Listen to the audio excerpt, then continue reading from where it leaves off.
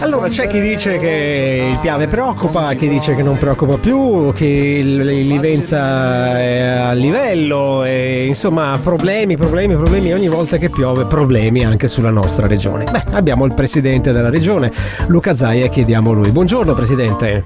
Buongiorno a tutti. Allora, la situazione è maltempo, ogni volta che piove un po' di più da un po' di anni i problemi ci sono, anche se diciamo la nostra non è una regione che se la vede male, anche se qualche problema comunque ce l'abbiamo. Come sta la situazione adesso? Ma guardi, innanzitutto le dico che quando piove io sono sempre preoccupato, che quando uno si scotta con l'acqua calda poi ha paura anche della fredda. E noi abbiamo avuto l'alluvione del 2010, 235 comuni alluvionati e già ci è bastato.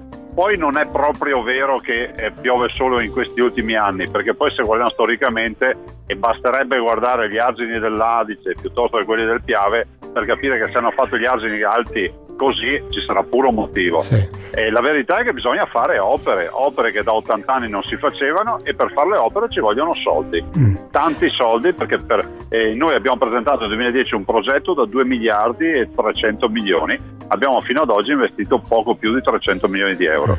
Noi sappiamo che per la legge le persone che abitano in area golenale non hanno diritto di lamentarsi perché abitano comunque in un'area di sfogo.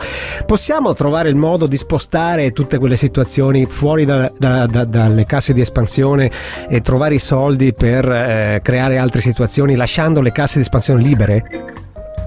Guardi, innanzitutto quando parliamo di Golena parliamo appunto di alveo del fiume. Le situazioni sono molteplici e variegate, perché c'è chi magari abita in residenze storiche che sono lì magari da 200-300 anni e chi si è fatto fare la villetta 50 anni fa. Non è facile affrontare il tema è che dobbiamo mettere in sicurezza da un lato i fiumi con le casse di espansione. Siamo in cantiere, finiremo quest'estate Caldogno, sì. Abbiamo Trissino che partono i lavori, Montebello, Muson dei Sassi, Prati Gai, sono tutte grandi bacini da oltre 100 ettari all'uno.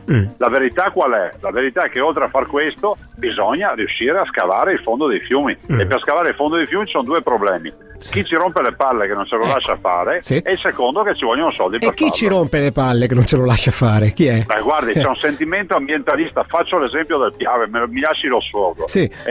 L'esempio del Piave, dall'alluvione del 66 non si riesce a fare una pulizia vera e propria. Ormai il Piave in alcune sue tratte viene vissuto come un parco naturale. Ricordiamoci che quello è l'alveo di un fiume, non un parco naturale. Prova ne sia che gli alberi che ci sono, gestiti come un parco, hanno poi una vita di 20-30 anni, sono dei pioppi, sì. Non è che abbiamo un querceto, abbiamo delle querce secolari o altre robe.